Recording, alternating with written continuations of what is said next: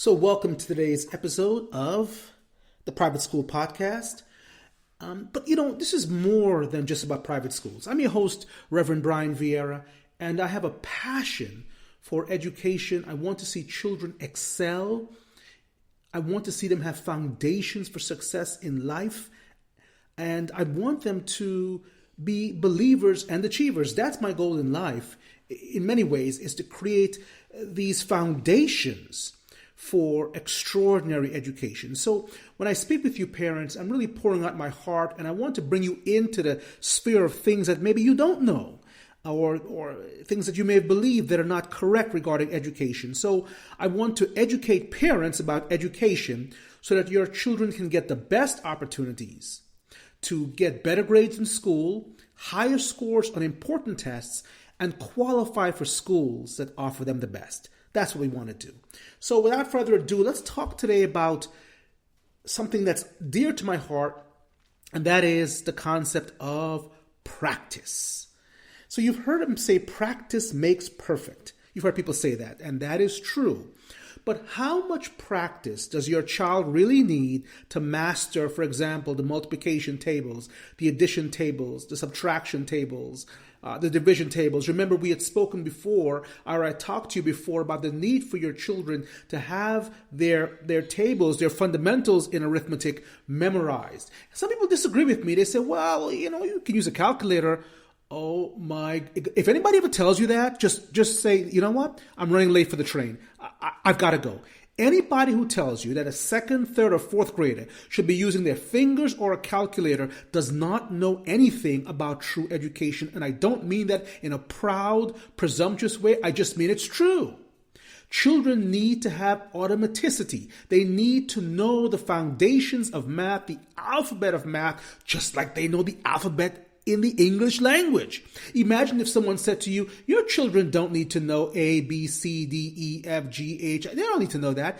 They can always look them up. They can always have a chart next to them that tells them that B comes after A or E comes after D. Why do they have to memorize it? Please.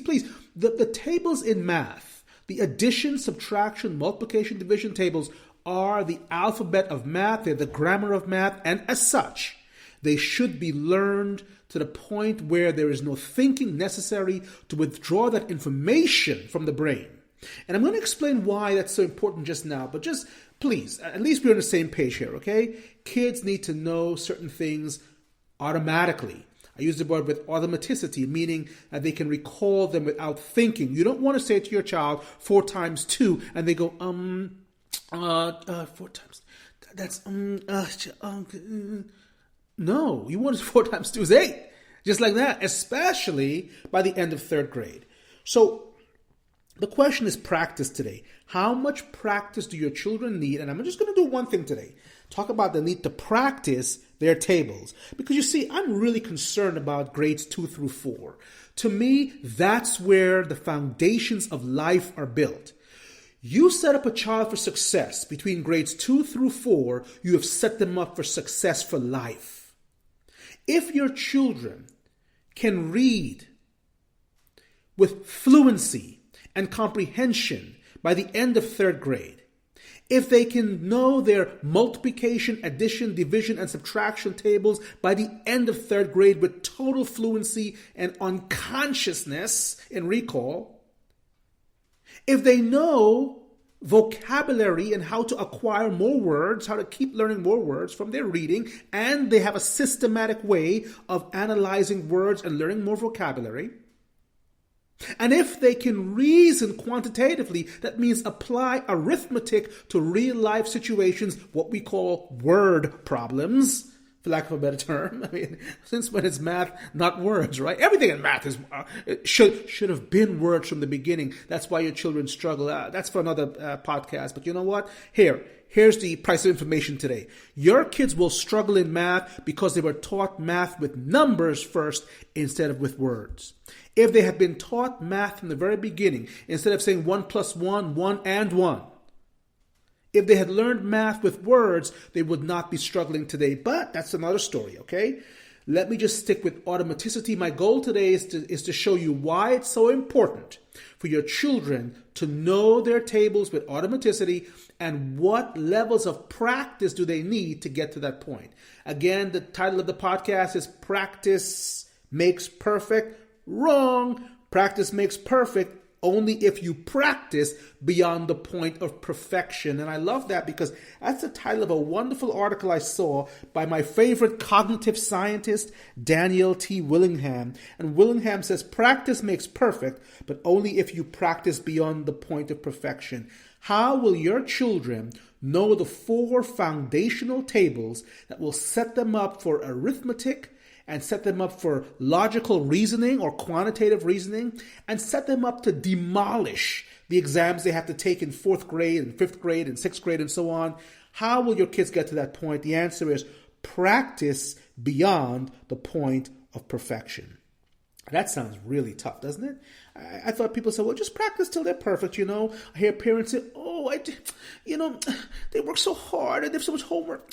Why do they have to know things like that? Why can't they just say, 4 times 2 and think about it, or 8 times 3 and think about it? Do they really have to? The answer is yes. Stop fooling around. Why? Let me talk about why first it's so important to know the tables with automaticity or automatically, and then I'll talk about how you get there, okay? Why is it so important for children to know their tables with this type of automaticity? Why is it so important by the end of 3rd grade for them to know their addition, subtraction, multiplication, and division tables without blinking? It's called a 3-second rule. 9 times 3, if it takes more than 3 seconds, they don't know it. And they can't use their fingers, and they can't write it down. They have to know it. Why? Why is this so important? And I'll tell you, here's why. Because when children are learning to do problems in math or thinking mathematically, they can't do 2 things at one time. They can't be thinking about the arithmetic and then trying to figure out what's being asked of them in terms of reasoning. Let's put it this way. If your children are reading a sentence, and you've probably seen them do this, right? You've seen them reading a sentence, okay? And they're trying to sound out the words or trying to figure out what the words mean, or they're trying to pronounce the words. How effective do you think their reading comprehension is going to be? No way. Because instead of trying to understand what the text is saying, they're still trying to figure out how to say the words and what the words mean. And so that lack of fluency, of phonetic fluency, of knowing how words should sound, of vocabulary, of knowing what words mean, that lack of fluency becomes a barrier to comprehension in reading.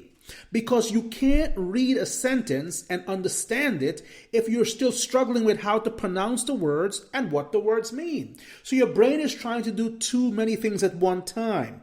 This is what's called over jamming or overloading what's called your working memory. What's working memory? Working memory is simply the place in your mind where thought happens, right? So, and sometimes it's called a bottleneck of the mind, because your thought or the place where your thoughts take place, the table of your thoughts, let's say, that space in your mind where thinking takes place is actually very limited. And as a matter of fact, some cognitive scientists or scientists have stated that you can only basically do 7 things or hold 7 things in that working space at one time. Do you know, like if you're working on a computer and you have too many windows open, and you've got to shut some of them because the computer is slowing down, right? And it'll say, hey, you have too many windows open. It's taking up too many memories. Shut some of these windows. Or on your phone, you've got a billion different widgets or apps open. Shut down those apps. They're using up the memory of the phone. Well, in the same way, your mind operates very similarly, though it's 10 million times more faster or better than any superhuman computer. The fact is this, that the mind that God gave us is still limited in the space in which thought takes place. So you can't have too many things to think about at one time. Parents, you know this. It's called cognitive overload. You go to work and your boss says, I want you to file the cabinet. I want you to move the chair. I want you to, I'll be back at 12. You go, whoa, slow down, help me out. You come home and the kids haven't done their homework and the dinner isn't cooked, or mom is not home yet, or the car broke down. Too many things. We call it pressure. because the mind can't hold too many things at one time. It's overloaded. The same thing occurs with the place in our minds called working memory, where we work to solve things or think about things, okay? It's actually a very limited space. For example, if I say to you right now, as you listen to this podcast, I want you to mentally, not paper now, though most of us would struggle with this on paper, divide 35,354 by 17. You would go, long division, dirty monkeys, something bring down, and you would have all kinds of problems on paper, much less in your mind. Why? Because the numbers are too long, and you have to carry and borrow and subtract and divide too many operations at one time and systematically for the mind to hold them all together. So the less you have to think about, the more effective your thoughts are. That's true in life, it's true in reading, and it is especially true when it comes to math.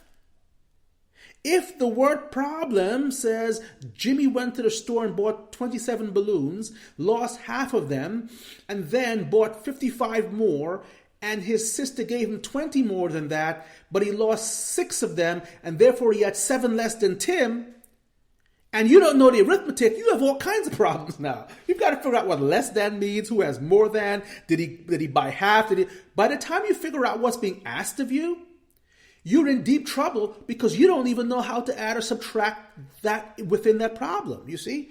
So it is essential that we free up the space in our children's minds by making recall automatic. You see, if I don't have to think about 8 times 7, it's no longer necessary in my working memory. I can close that window in my mind's computer. I have less to think about. I already know 8 times 7. And when it is necessary for me to do 8 times 7 or 8 plus 7 or 12 plus 9 in the problem, I don't have to think about that. It is already in my mind. I just download it into my working space.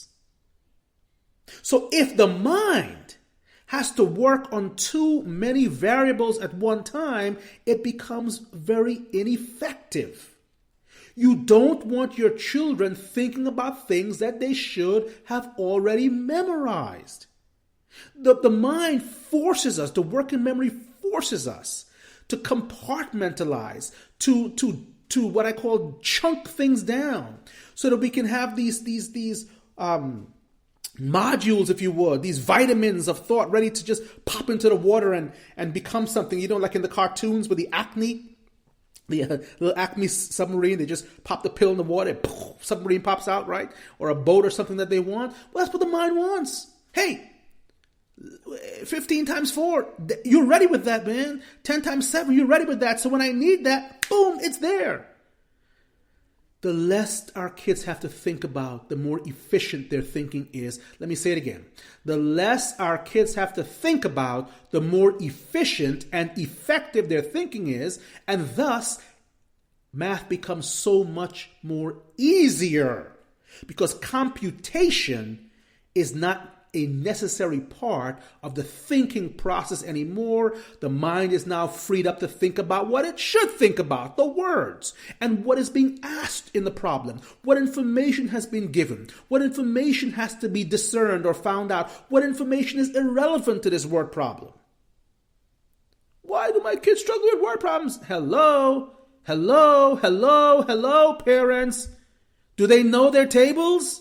If they don't, they're reading words, trying to figure out what the words mean, trying to understand the mathematical concepts in the equation or in the problem, and trying to do computation all at the same time. You try it and see how effective you would be. You have to insist that your children learn their tables with automaticity, or automatically, or unconsciously, whatever word you want. You should be able to walk up to your 3rd grade child and say, hey, 12 times 3, 36. It's like saying, what's your name? If you ask your child, Jimmy, what's your name? And he says, give me a second. My name, just give me a second. I'll get it, please. My name is You would probably call the nearest physician or psychologist. They should know their numbers like they know their names. Let me say it again. They should know their numbers like they know their names. Tell your kids, say it after me, and make your kids remember this when you go home. You should know your numbers like you know your name. Know your numbers like you know your name. Drill that into them. Well, here's the big pushback. That's just rote learning. Rote, R-O-T-E. That's not higher level thinking. That's not critical thinking. You're making our kids be robotic. Please stop. The Asian community devastates the world in math because they know their tables inside out before by the time they're in kindergarten, first grade, second grade sometimes. They're way ahead. And because they know their tables so well, they're then able to do the critical thinking without wasting working memory. So when teachers say, I don't teach rote thinking, they could always look up 8 times 5. I'm teaching them higher level math, higher level critical. Please. How do you do critical thinking if you can't add, subtract, multiply, or divide? It's the same thing they do in all the subjects. I want to teach them history, and I want them to think critically about history. They don't know the facts. How will they think critically about things they don't even understand? How do you think critically about the Civil War if you don't know when it was fought, who fought it, and why they fought it? Come on. Facts before figuring. Facts before thinking. Yeah, facts are a huge part of thinking. If you don't know the facts, you have nothing to think about. So if I'm sounding rough today, I'm so tired of this. I had a parent tell me, do you really think they have to know their tables like that? The answer is, well, do they know the alphabet? Do you want them to spell? Should they know what words mean when they read? Well, yeah, math is the same thing. The tables are the alphabetical system of math. They are the grammar of math. So please, parents, don't let anybody pull the wool over your eyes, and don't make it easy on your children. So again, simply put, it is really hard to do mental arithmetic if your children are trying to do too many things at one time. The one thing that they should no longer have to do by the end of 3rd grade, they should no longer have to think about their tables, because that arithmetic, those extraordinary tables, addition, subtraction, multiplication, division, are already embedded in their minds. And by the way, it's 2nd grade. By the end of 2nd grade, they should know their addition and subtraction tables by heart. Please, okay? 3rd grade, they work in multiplication and division. If they get to 4th grade and they don't know them, stop for the summer, put everything aside, don't go on camping vacations, don't go anywhere, sit down and get this done. Or you will cheat your child of the educational opportunities they deserve for the rest of their lives. It's that important. If by the end of 4th grade, they're not reading fluently, adding without thinking about addition, subtracting, multiplying, dividing unconsciously, they're in for a long haul, and you'll be working backwards. Would you rather fix that tooth now with prevention, brushing and flossing, and maybe filling a cavity here and there, or would you want to do root canal when they're 15? Okay, come on. Let's get this right, please, for the sake of the kids. So then you know why they need to know it automatically, because it saves time in their working memory. So they can compute and think. They can think without having to think about computation. Okay? All right, now, how do they get to that point? The answer is practice. No. The issue is practice, as Willingham says, this wonderful cognitive psychologist. I'm going to borrow from him today, just so you don't think it's me talking. He writes this: just how much should students practice what they learn? He says, people say practice makes perfect. But he says it is difficult to overstate the value of practice. Listen carefully, because I love the way Daniel Willingham puts this. For a new skill to become automatic, or for new knowledge to become long-lasting, sustained practice, listen to this, beyond the point of mastery is necessary. Did you hear that? Practice beyond the point of mastery. It is called overlearning. Let's put it this way. It is not enough that your children get to the point where they know the 3 times tables because you quizzed them this week. No. They've got to get to the point where after they know it, they keep knowing it all the time. So while they're learning their 4s, they keep going back to their 3s. They learn their 5s, they keep going back to their 3s and 4s. They learn their 6s, they keep going back to their 5, 4s, and 3s. They keep learning beyond the point of mastery. They keep relearning several iterations, constantly repetition, constantly repeating what went on last week as they learn something new this week. This is what has to happen. And I cannot say how important this is, because if they practice until they're perfect, let's say in the 4 times table, I can guarantee you this, that perfection will only be brief. A year from now, they'll struggle again. But if you keep practicing the same things over and over and over, you will find it will sink to the level of subconsciousness, and they will know it like they know their names. So you see, they need to practice beyond 1 perfect recitation. They need to practice beyond 2 perfect recitations. My child knows his tables. Really? I've had parents say to me, they know them in order. So if I said 6 times 2, 6 times 3, because they're skip counting. But do they know them if you take flashcards and you put them on the table and you scramble them up and you pick up 6 times 11? Do they know that? Do they pick up 6 times 8 next? Do they know that? If they don't know them out of order, they don't know them at all. Please don't think because they can skip count they know them.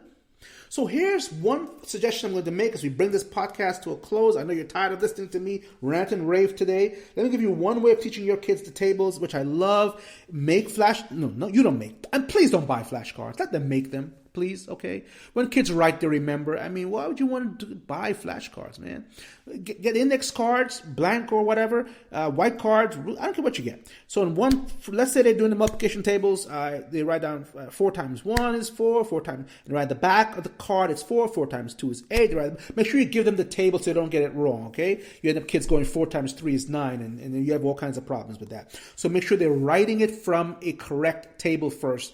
Then have them learn it in order, then test them in order. And as they get it right, give them the card. As they get it wrong, take it from them.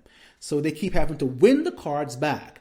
After they finish, let's say there were 3 that they missed, have them study those 3. And they'll get them, test them again from the beginning. Or test them on those 3. They get those 3, they win them back. So they're always making small victories. That's wonderful. It will encourage them.